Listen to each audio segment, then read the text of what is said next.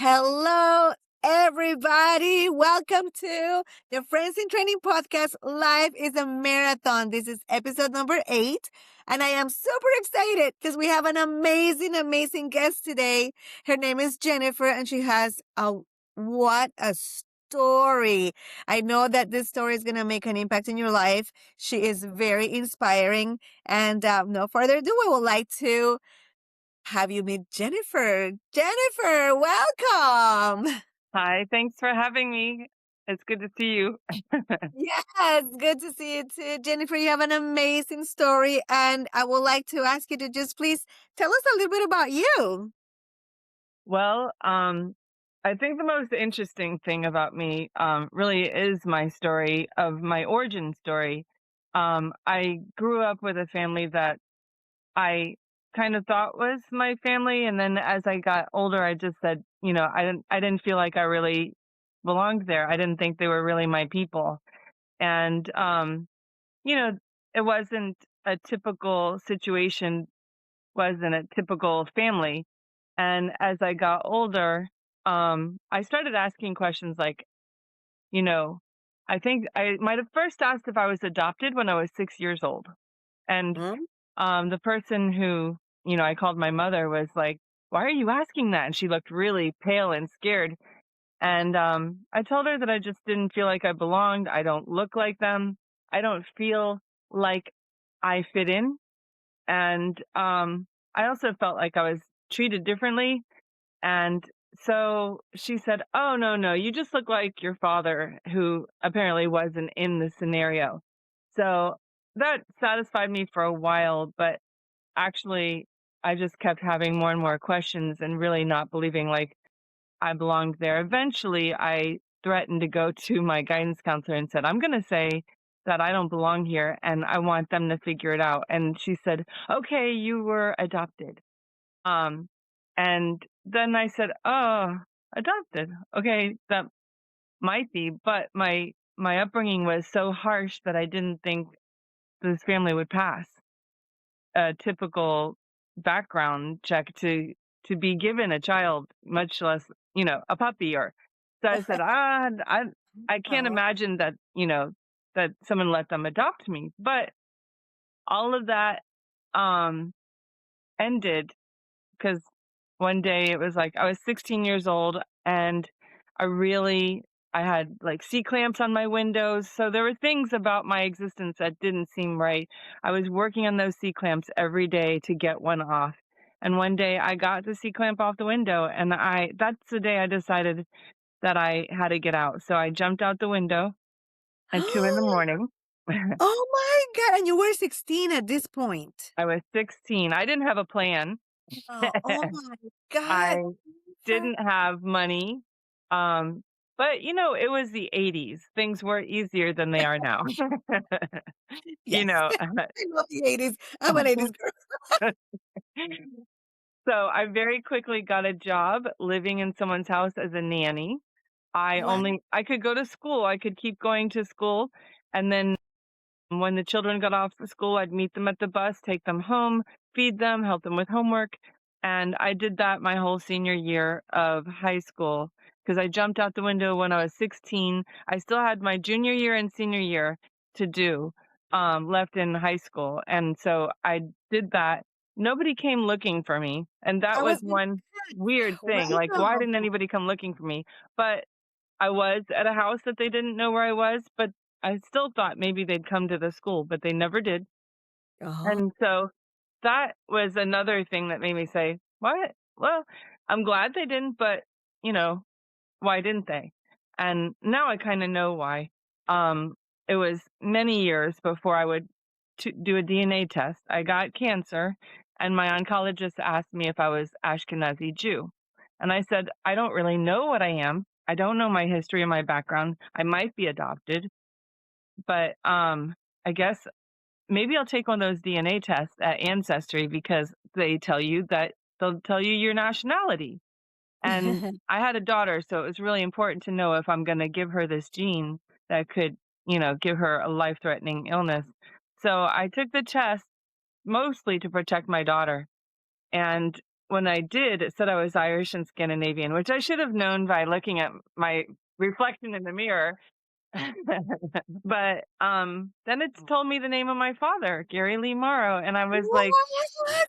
"I don't know who this man is, and how are they calling him my father?" So, I spent a week scouring the internet, and I found that he had a landline phone number in, um, Stafford, Virginia. So I pulled over. I was in my minivan, and I pulled over on the side of the road, and I remember calling and saying, I told him what I thought my name was. I'm Jessica Moss. Think I was born in San Francisco, California, in a commune. Um, and I think my birthday was this date. And this woman who answered started screaming. She said, Gigi, it's your daughter. And she said, "You're not Jessica, you're Jennifer. You've been missing since 1971." She was crying. She sounded crazy. And I said, "This can't be right. Like, this poor family ancestry got me mixed up with someone else and they think I'm her." And I was really feeling sorry for them for a little while. I'm like, "Oh, they think I'm their long lost daughter. Oh, they're getting it wrong. That's not my name and it's not my birthday. They got all the facts wrong." So I feel bad for them. I want them to be, to find their long lost daughter, but I'm not her. And then my dad got on and he was crying and I couldn't understand him. He was sobbing. And then Oh, finally a very God. calm voice got on and it was my brother and he works for the government, so he's very calm. Worked in the Pentagon at one point, and he was like, "Your name is Jennifer Lee Morrow. You were born in this date, and you've been missing since 1971. We've been looking for you. You were abducted." And I just couldn't believe it. Oh my God. So you were abducted, Jennifer, when you were, how old were you? Like I was months? 18 months old. I was one and a half. My God. And so at 6, you knew that you didn't belong there and you had all these questions. And then at 16, you left your house, you started working, and then the cancer came, which, my God, that's incredible too. Like so many things. And by the way, I know you're a marathoner, and that's why we're here. You're a big part of our Friends in Training program. And my God, what a story. And so then how did you finally, so when you talked to your dad and you talked to your brother, what made you realize that what they were telling you was true? Like after all these things that had happened already. Well, there was all these questions in my head about my life. So I knew Yeah. I didn't belong where I was. And then I said, if you don't mind, could we do another DNA test, one through a legitimate paternity testing site? And Oh, I wow. so we Very did one. smart.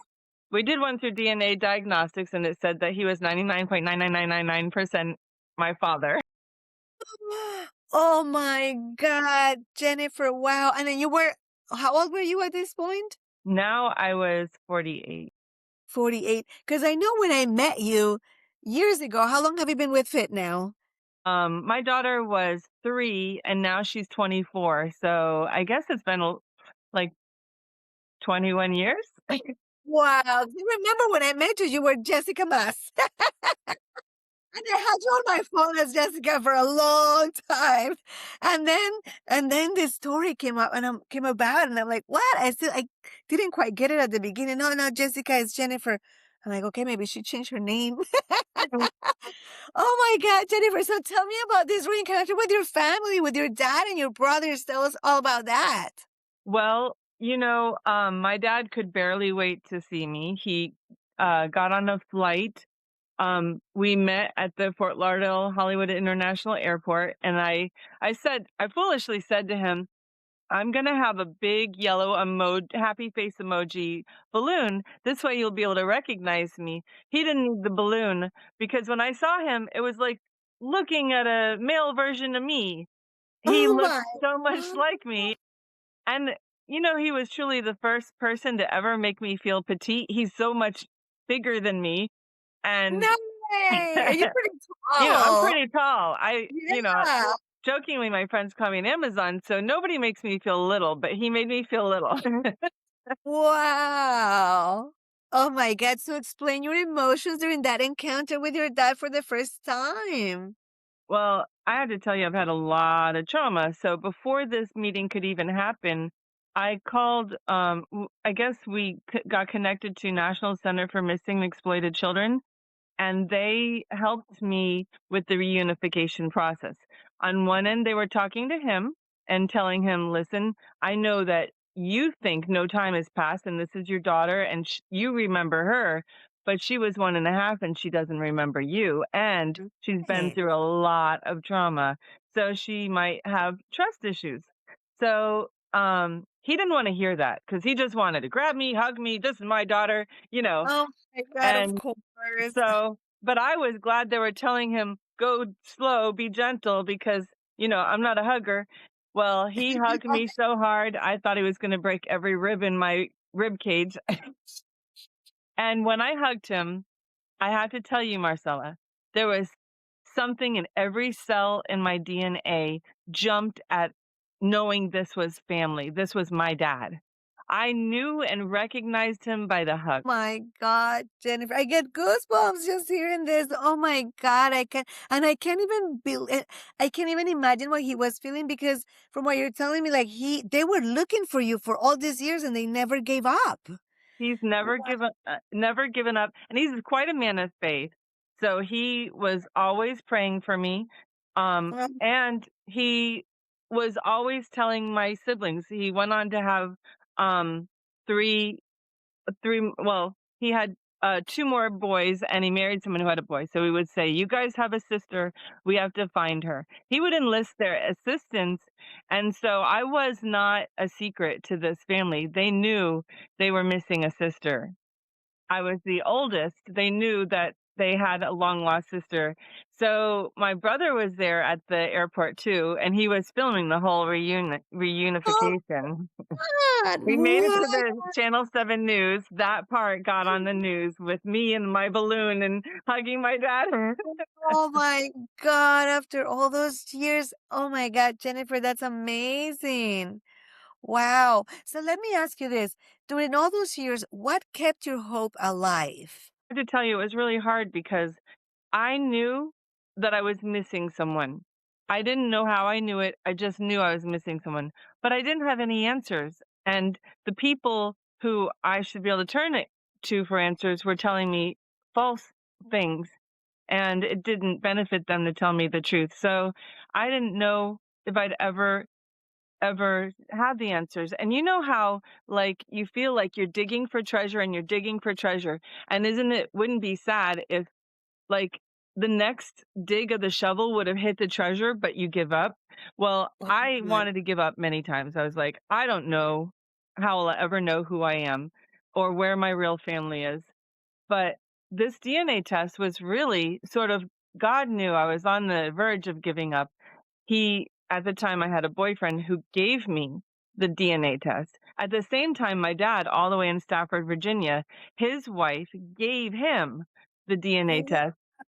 He Wow. got it as a present for Father's Day. I got it as a present for Mother's Day. So My God. we both did this test, and like both of us were like poked into it by someone else. Here, spit into this tube, label it, send it off. And so my dad thought that he was going to get a snail mail, like go to the mailbox and it was going to say, we found your daughter. He wasn't checking his email. It was the email. And I didn't check my email. So for 6 weeks, we could have connected. But one day it was like late at night. I'm like, oh, look at all these emails. Let me start going through them. So unfortunately, she found out like at midnight. Can you imagine? I couldn't sleep now. Oh, I would have called right away. Wake up, who are you? I'm like, there's a man who's named Gary Lee Morrow, who's my dad, and I don't know what to do with this information. And it's midnight, and I'm supposed to be asleep. But forget that. Now I've got to scour the internet looking for him. And I enlisted the assistance of my friend Vicky, and she said she's the one who found this Facebook profile of his and said he has a wife, and here's the phone number. Well, she was selling Shih Tzu puppies, so when I made that phone call, she only had that landline phone number because she sold puppies, and so he's like answering the call, thinking, well, maybe someone wants to buy one of my litter, and it was me. saying all Oh, this. So wow. I think that God knew I was close to giving up, and he didn't let me give up. He provided the DNA test for my dad and for me, and then when we found each other, it was like only God could have done that. Definitely. Oh, Jennifer, I love that. That is so, so beautiful. So let me ask you this. So, you're gonna meet this man who is your dad, like the emotions, like everything that was going through, and then the moment finally came. And so tell me about that encounter and then what happened after. Well, I was very tentative, but when he hugged me and I absolutely recognized he was my dad, I said to myself, whatever my fears are, I've got to get past them. This man loves me. He never stopped looking for me. So I would be a fool not to try to get over my fears and to try to make a relationship with him. I have to embrace this and we have to make up for lost time. So I Wow. felt like a heavy pressure to see him a lot. He lives in Virginia, so I was like, "Well, I've gotta at least go up to see him at Christmas or Thanksgiving, and I've gotta start creating traditions with him." And, it's a miracle that I survived cancer, and he survived all the things he survived for us to be here, so I have to make good use of it? My God, Jennifer, what an amazing story. So now let's shift gears a little bit. And so tell me, how did running just help you through all this? Like, tell me about your running journey and how it connected with this marathon of life that you were experiencing, that marathon journey. And when did you start running? Like, how, why? Tell us a little bit about that. I can tell you, I know, the people who stole me, um, there was a mom and a dad and several siblings. The mom, she got a stroke, and when she got the stroke, they said I had to be her caregiver. I was really skinny, I was really weak, but they wanted me to be her caregiver, and she was heavy and morbidly obese, and she was really kind of mean sometimes. I think part of it was the stroke and all the, adapting to the new changes in her life. She used to be able-bodied and now she wasn't. So she would cuss at me and she'd, be very angry when I would get it wrong, what I made her to eat or whatever I gave her wasn't right, and she'd scream. And I had a lot of anger. I wanted to hit her. And I said to myself, I've got to do something with these emotions. So I found a way to sneak out when she was sleeping. I didn't have good running shoes. I just had tennis shoes. I laced them up and I went and I jumped out the window and I went running. And the first day I went running, I think it might have been like 15 or 20 minutes. And I said, okay, I got to go back. And but then one day I saw balloons at the end of the street where I lived. I lived like on Sunrise Boulevard where there's a Pep Boys now near Searstown. Well, anyway, at the end by Holiday Park, I saw a banner of balloons. So I did have one advocate. The dad kind of was always trying to help me out because, like, the mom was upsetting me and the dad knew I was taking care of her really well. So he wanted to try to help me. So when he saw the balloons, he said, "You want to go down there and see what's going on?" And I said, "I do." And then he took me to the park, and it was the American Heart Run, and it was like a 10K for Oh, for the heart. wow. So I said, "I bet we don't have money for me to join, but do you think they'll notice if I just run without the number?" And he said, "I'm going to buy you the number. You're going to be in this race." Oh, So I got the number put on me, and I ran in these ratty tennis shoes, and I did it. And then how old were you, Jennifer, when this? 12, I was 12. Oh my God. And so this was here in Sunrise. So you were Yeah. here. Wow. So whatever happened to them? Well, when I jumped out the window, a week later, my pretend mom died of a stroke. No. Um, Years later, the dad died of esophageal cancer. Now, I did reconnect with him before he died. And he really he wouldn't tell me the truth about my existence, but you could tell that he was at the point where he was older and trying to make amends for his life. And so Yeah. he was my number one advocate and ally in my 20s. He would go with me on all my training runs in the middle of the night. He would bring me power bars and a leaf. So when Oh. I didn't have anybody else, he re-entered my life and said, I want to make up for the kind of childhood you had. I want to help you. And he was saying he was sorry without saying he was sorry. You could tell he had a lot of guilt. He was trying to buy me like a dress a week. I only had one body, but I had 900 dresses, you know. Wow. So he was part of my journey in the beginning, and he saw that I never stopped running, and now it become more serious. I was running marathons. So Oh, when he found out look I how lived in proud of downtown you. Fort Lauderdale alone in a very bad neighborhood, he said, I'm coming to live with you because that's a bad neighborhood. And I Oh, was wow. running in that neighborhood and I was, you know, training in that neighborhood. Back then I was doing it with like a leukemia and lymphoma society. I hadn't heard about you yet. And then I was like, I can't keep fundraising every year. My friends are like, we're poor already. We gave you all our money. That's so funny. Wow. Jennifer, how old were you when you ran your first marathon? That would have been the Nike Women's Marathon. Oh, okay. And that was probably my daughter. The pictures that I see of her, it looks like she was about maybe 3. And so then it would have been about 2005, maybe. So 69, 79, 89, 99. I guess I was like, I might have been 34. Oh, wow. Okay, I great. had So you run were the distance of 26.2 because I was following Jeff Galloway. He had his book. oh, yeah. So I That's was always going through the marathon training in that book, but I didn't have any marathons. So I would just do the 6 months training and then run 26.2 for no reason with no medal. so Jennifer, so you were part of the Leukemia Society and then you were following Jeff Galloway. How did you come up to find us at Friends in Training? So finally, I said to my coach, Diane Calloway, I said, listen, Diane, I can't keep doing this fundraising. I'm a teacher and I don't make enough money to keep, bugging my teacher friends who are also poor about money. And she said, well, I said, who are those people who run with the yellow shirts? Do they fundraise? And she said, no, they don't fundraise. I said, so they do this without fundraising?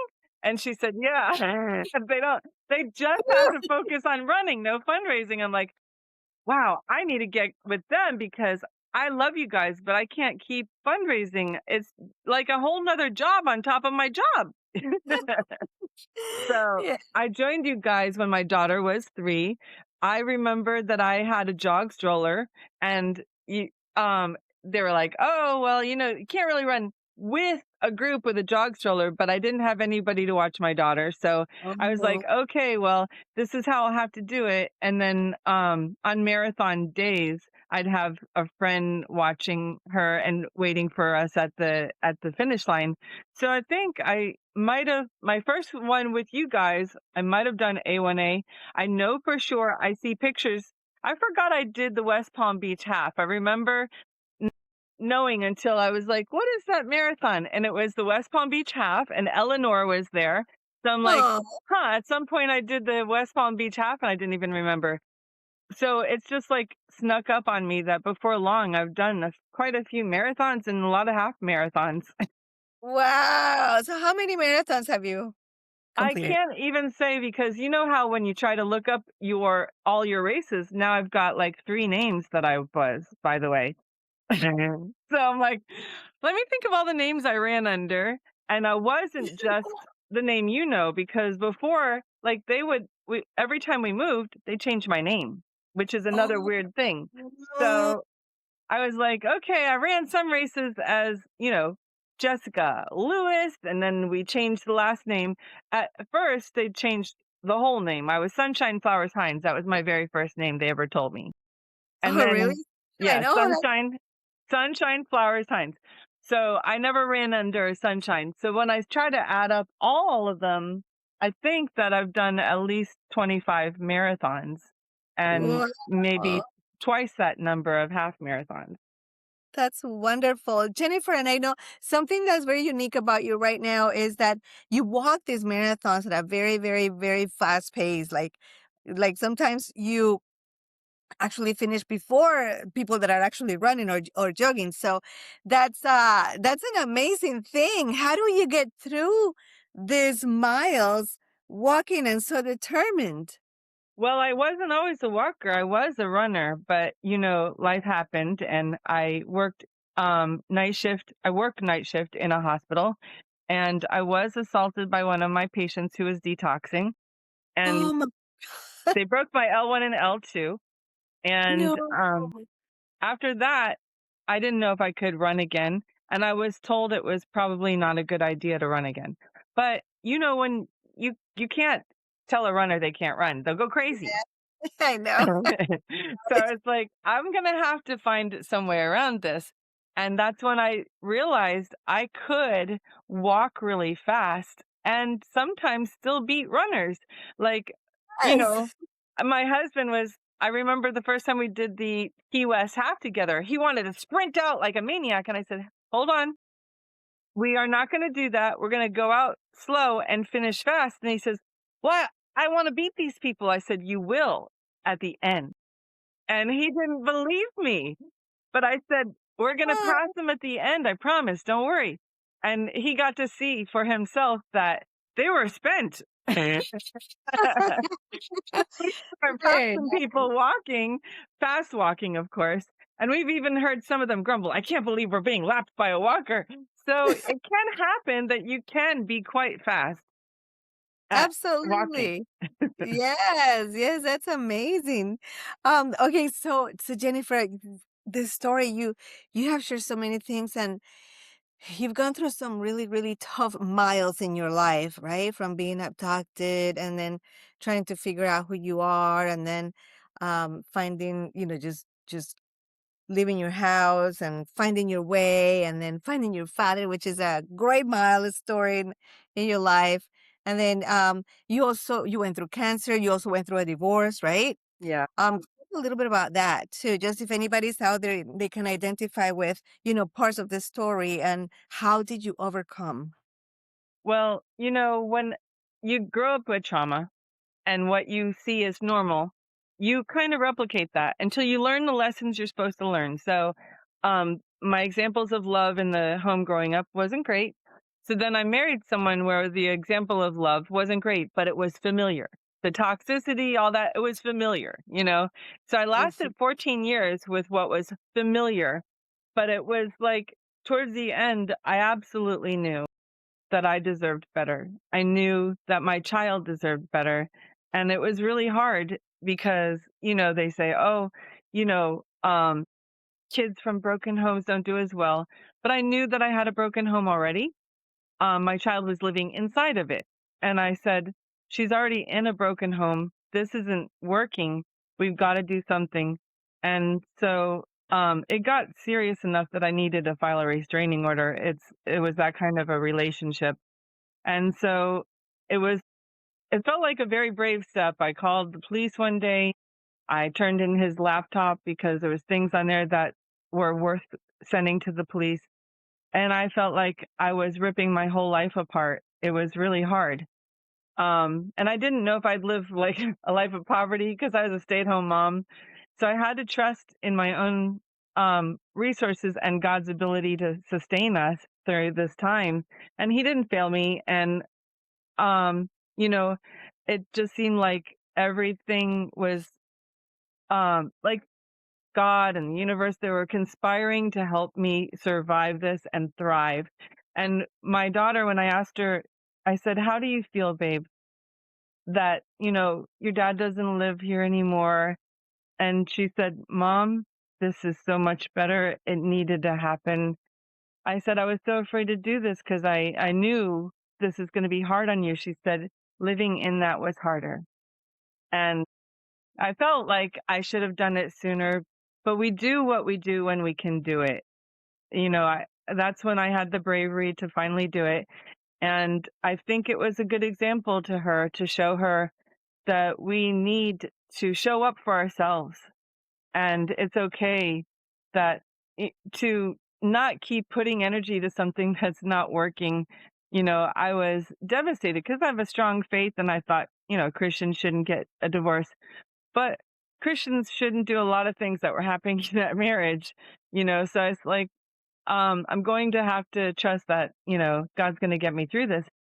And I have really, I've gone to therapy and I feel like my journey with that is pretty healed. We weren't able to co-parent very well because, he was an addict and there's, other issues he had. So we weren't really able to do that.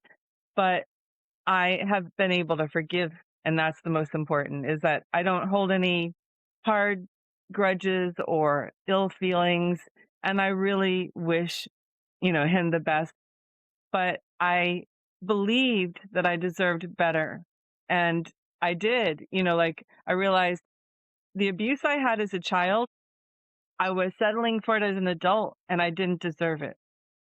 So I had to tell myself, like, be my own advocate and say, like, there's a little girl inside of me and I would protect that little girl. So why am I not doing that?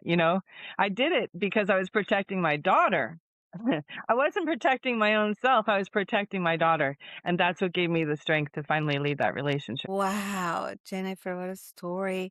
And so you mentioned a little bit about healing, and I think that is so important. And sometimes we don't realize, how important it is to take the time and to really, really work on that healing process, which can be through therapy. Forgiveness is a big, big, big thing when it comes to healing. Because when you don't forgive, what happens, right? You get all bitter and then you can carry this for years and years and years. So I love that you mentioned the forgiveness and the healing process. And so my question to you is, how has running helped you process the trauma differently than simply talking about it, and how it has helped you heal? Let me just say a word about forgiveness. I have discovered that when you don't forgive and you hold it against them, it's like drinking poison and saying, haha, I can't wait till they die. You're the one drinking the poison. They're not going to die. They're living their life just happy. But about the running, when I'm alone with that rhythmic pace, there's something about the rhythmic pace of your feet hitting the pavement, and gets you in a mindset, and you could do it with others or you could do it alone. Like, there's no excuses in running except for maybe lightning and thunder, and then you go to the gym and do it on a treadmill.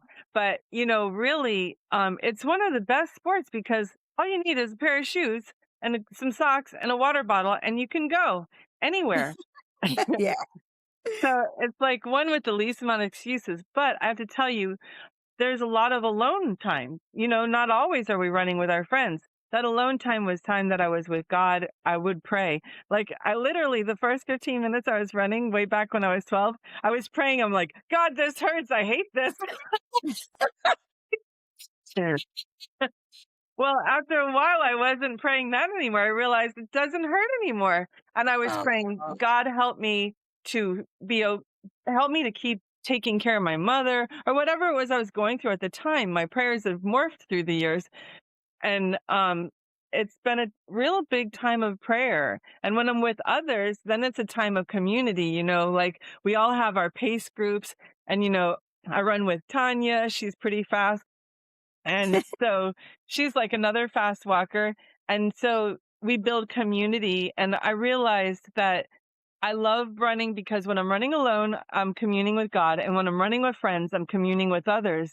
And that's what really life is all about: communing with God, communing with others, and getting to know yourself better, know your own limits, and passing some of those limits. Like this last marathon in South Africa, I think I shaved like a half an hour off my marathon time. Wow. And it was challenging. The course wasn't easy. Yeah, Yeah. it's hotter than we thought it would be, for one thing, you know? Yeah. And yeah, I did things I never would do. I drank Coke. I know. That was actually, it's funny you mentioned that because I've seen Coke on ultra marathons, but I had never seen it on a marathon, like every single station. I couldn't believe it, but I'm like, when in Yeah. South Africa, do as the South Africans do.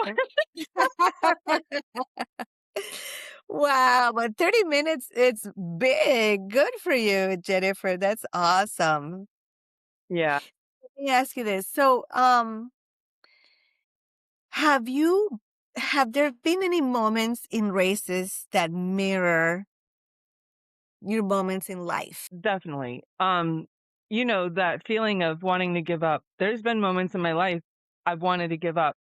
Not just, I mean, sadly, like in my teen years when I was still in the abuse in that home, there were times I thought of ending my life, literally.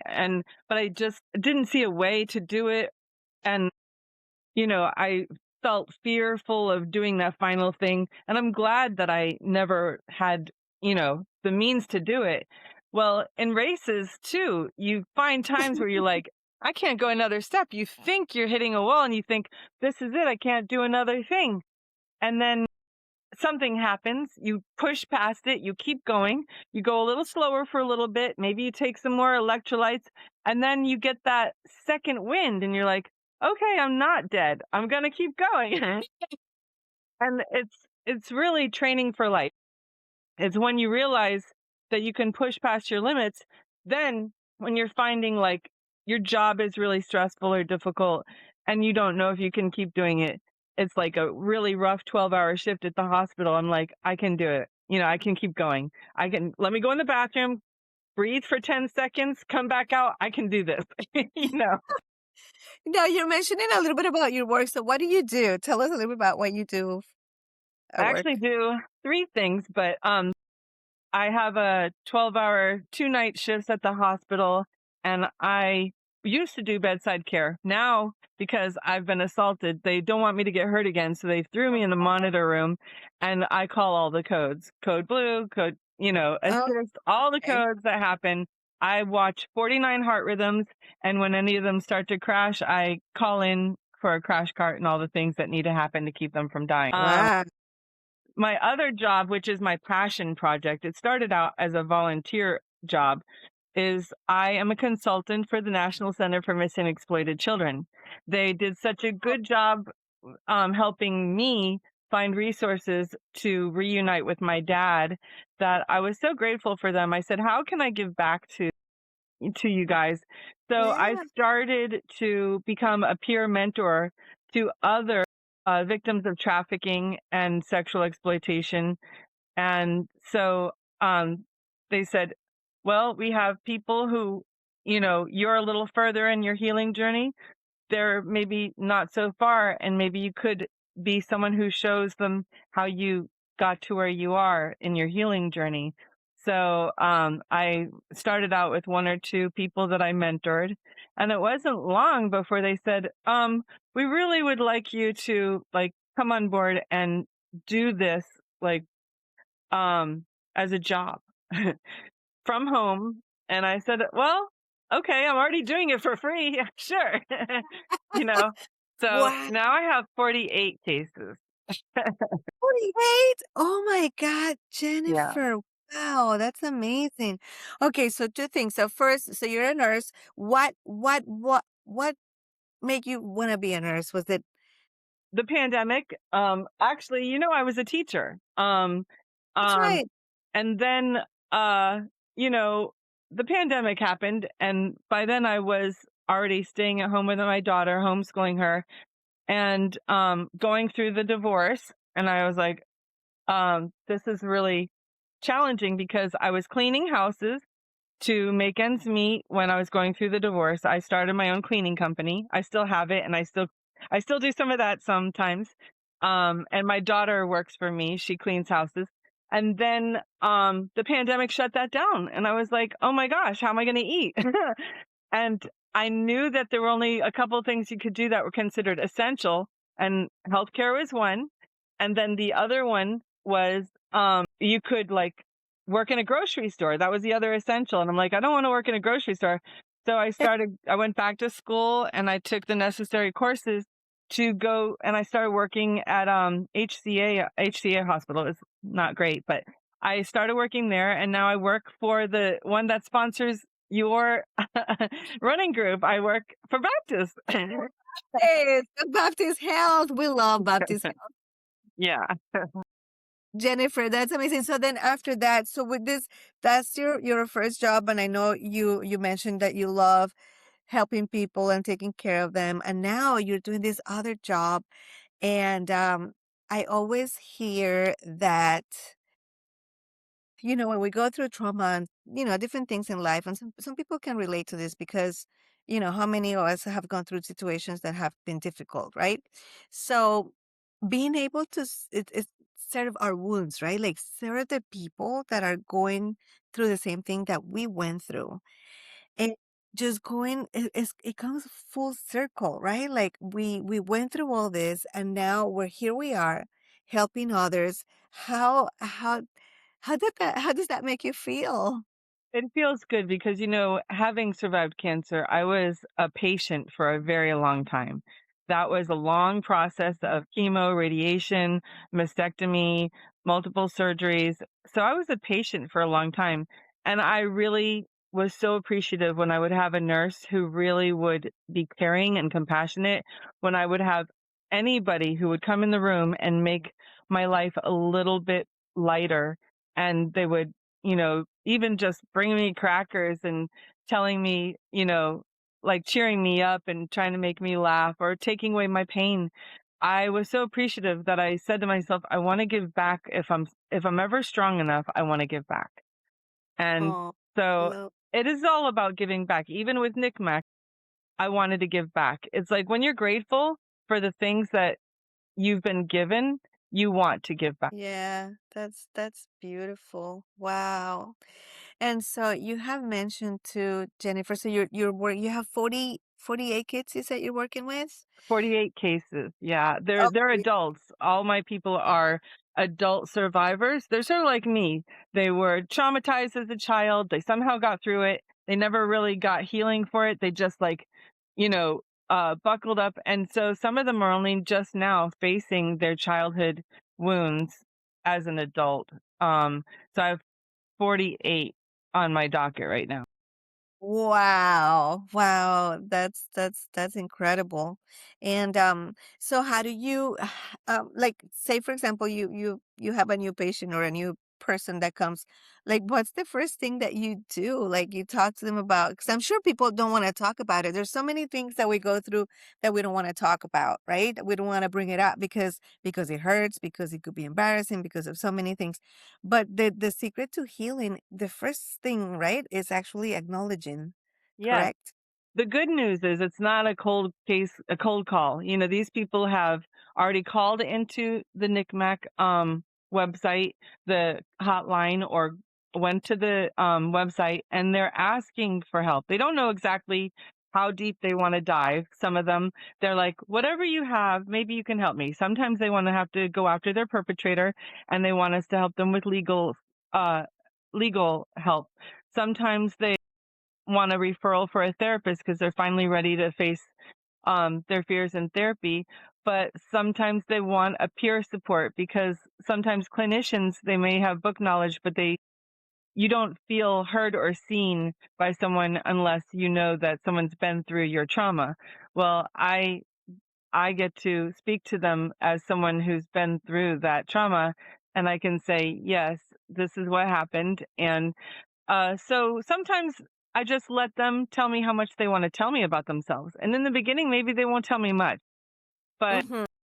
eventually, as you build up a relationship with them, they start to trust you and they tell you more. And sometimes they ask me my story. And as they see that I was in the trenches that they were in, we were in the same foxholes. They're like, oh, this girl knows what I'm talking about. So then they're willing to listen to me more as I share. I have to be vulnerable and share my story so that they can see that they're among someone who can understand their pain. Wow, wow, Jennifer. And so in all these things that we've talked about, you have always mentioned your faith. And I love that you do that. So how did that faith come about? Like how It's crazy because it shouldn't have happened, right? But first of all, I credit my dad who prayed for me all the time. That man never stopped praying for me, and he was a devout Christian. So it's kind of funny when I met him, and he thought the first thing he would have to do is teach me about Jesus and God, and he wanted to make sure I was a Christian. I said, "You can save all that. You're preaching to the choir." And he couldn't believe it. He still didn't believe it. Like he would be like, "Do you know this?" And I'm like, "Yes." But how my faith came about was really, I was really young, and I remember that one day I was in the front of the house that I was living in, and this couple came up and they said, "Can I speak to your mom?" And so I got who I thought was my mom at the time, and she came out and they said, "We have a church around the corner. We have a bus ministry. We'll be happy to take her to church and bring her back when church is done." And my mom said, "Well, you have to take the whole lot of them. You can't just take her because she takes care of all the children. If you take care of her, there's nobody to take care of the children." They said, "We'll take as many of you as you have." And so Oh, this amazing wow. couple showed up in a white bus, honk honk, and I had all the kids dressed and ready, and we would get on that bus. And then it was Vacation Bible School where I saw a picture of Jesus with children all around. And I remember thinking, who is this? I want someone to love me like this man is loving these kids. I want to be loved like that. What? So I prayed at night. I said, "I don't know if you're real, God and Jesus, but if you are and you love children, then you love me. And I want to be loved by you, and I want to love you back." It's really weird, but that's how my relationship started. It was just like this little prayer in my bed where I was like, I want to be loved like that, and I want to love someone who loves like that. As I grew older, I started to read the Bible for myself. I managed to get the lady gave me a Bible and she said, Huh? "This is for your graduation." And I started reading it, and then I really became like stronger in my faith. And, I went to college. I went to a Bible college. I went to Liberty University. So I learned a lot there too. And my faith really strengthened. So when my dad met me and he's like, "You got to know Jesus," I'm like, "Already done it." Very good. But That's he prayed wow. all the time that if I was alive, that I would know God. Oh, wow. That's a great story, Jennifer. So now let me ask you this. So throughout this journey, did you ever get into this, like sometimes we get into this, why me? Why Oh, me? No? I could have thrown myself the biggest pity party, and there were times I was, but pity parties, nobody wants to show up. You're the only one there. It's not very fun. So for anybody who's out there listening, if you ever go through those why me moments, just know that it's not only you. Life happens to all, right? We all go through different things, and we're not here to do life alone. And so whatever you are, whatever your situation is, whatever you find yourself, just know that there's help out there, right? Yeah, And so wow, I just wanted to so the last couple of things, Jennifer. So you mentioned about your identity, right? So you had this name first, you were Sunshine first, and then Jessica, and then your last name and all this. So tell us a little bit about how how your identity finally, came about and where you are now. that was really the hardest part of the journey. Finding my dad was one part, but then convincing a court that I was his daughter, um, convincing them to give me my real name because I'd been living under all these other names, and I didn't have the greatest judge in the world. She was pretty cranky and mean, and she made my dad come back like 3 times. But finally, there was finally a day where my dad came a third time all the way from Virginia to down here to our court system and fought for me again. And eventually they realized, we showed them the DNA test and the other DNA test.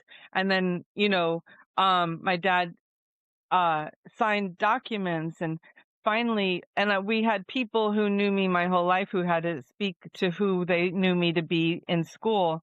And then eventually she gave me back my real name, my real birth date, my real place of birth. She made a document that established that I was Jennifer Lee Morrow, born on this real date, born in this place in Port Lavaca, Texas, and that I was the true daughter of Gary Lee Morrow and uh, Susan Fowler. And um that was a day, but it was very hard fought. And I have to really credit my divorce attorney, who came and fought for me also pro bono to be restored to my maiden name, which was a maiden name I had never used. He really thought outside of the box. His name was Rashad Taylor, and he did this all pro bono, and he went before this judge 3 times for me to help me fight to get my name back. And I am very grateful to him too, but it was my dad, Rashad Taylor, and God all fighting for me to finally be restored to my rightful name. And my dad said that every time he heard the name Jessica, it was like Jennifer got stolen all over again. I couldn't let him live with that kind of pain. I knew that I had to fight to get my real name back. Wow. Jennifer, as you mentioned those things, I just can't help but think, like, connecting the dots, right? Like, you got the cancer, and because of the cancer, you got the DNA test. And because of the DNA test, you found your dad, then you got divorced. And the lawyer, because of the divorce, the lawyer was able to fight for your real name. Like, everything comes together. Isn't that amazing? Like, I get goosebumps. That is the most amazing thing, that God is this master up here. And what looks like a mess to us, he has it all under control. And he's like moving everything for our benefit and our good. He really is with us and not against us. It's Wow. amazing. It is. It is. Jennifer, so, and to close, I wanted to ask a couple of things. Number one, what would be some words of wisdom or hope that you could share with anybody who's out there listening that maybe is going through an abused relationship, or maybe is going through, just challenging health issues, or maybe is going through, difficult situations where they can feel like, oh my God, I'm drowning, and this is it, and I'm about to give up. What would you tell these people? I would say, if you feel like you're drowning, don't be a hero, ask for help. Not just from God. Yes, God's there and he will help you and he'll send the right people into your life. But ask for help. People want to help you. It was my church friends who helped me through cancer, but they don't know if you don't say anything. So you have to cry uncle and say, I need help, because the right person will show up and will help you in that moment. Whether it be your neighbor, your friend, someone from church, your pastor, your pastor's wife. You know, just reach out. And if the first person doesn't help you, keep reaching out until you get help. And if you're in an abusive relationship, there are lots of people who will help you out of that. There's a hotline you can call, 1-800-96-ABUSE, and you can get help, and they'll help you if you need a shelter, if you need, if you're needing help medically. There's so many people who've been where you are, and your community probably has support groups for people suffering from cancer, people going through divorce. There's all these groups, and there's whatever the pain you've been through, there's probably a group that will help you through it. Just never give up on yourself. Never give up on yourself. That's the important thing. You deserve it. You fight for that little child in you that, like, look at a picture of your younger self. Would you fight for that person? Like little Marcela, you see the picture, you would fight for her. Fight for you like you would fight for that little girl. Absolutely, absolutely. Wow.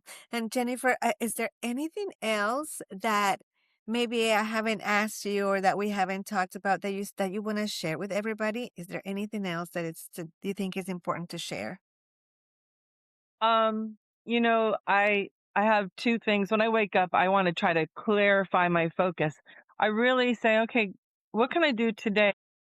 And really, the Bible's got a lot of words, but there are really only two things you have to think about: loving God and loving others. When you wake up, when your focus is on God, He'll help you to see who needs help today. And wherever you go, just be that agent of change. Just be that person who makes someone's day lighter. Because really, the more you help others, you're really helping yourself. Like, it always comes back to you. Whatever you give comes back.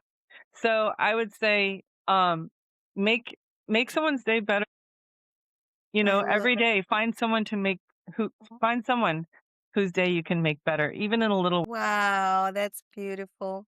And then lastly, Jennifer, so this podcast is called Life is a Marathon. What does that mean to you? Well, I am glad it's a marathon because, in 26.2 miles, you have a lot of time to get it right. If it were to sprint, it's over in a flash. But really, you've got some miles to get it right. You got Yeah. some learning curve there. And the miles do help you learn what you're made of, what you need, what you can give others along the way. Sometimes others are ill prepared. So you even learn there what to give to others, to, be part of a community that helps each other. That I'm always giving out goo to people who didn't have enough. So I think that's like life is a marathon, and I'm glad because sometimes it takes a whole marathon to learn the lessons that we need to learn. It's so true. Wow. Jennifer, thank you so, so much for your time, for the amazing story you have shared with us, for the beautiful words of wisdom. And I just have to say that we're so lucky to have you in our fit family. We're very blessed. And you're so inspiring. You have overcome so, so many things. And here you are smiling and just go into life and just keep going one step at a time, 1 mile after mile after mile after mile, and you're doing amazing. Thank you so much Right. for joining us today. Thank you for having Thank you. Bye, Jennifer. me. Thanks.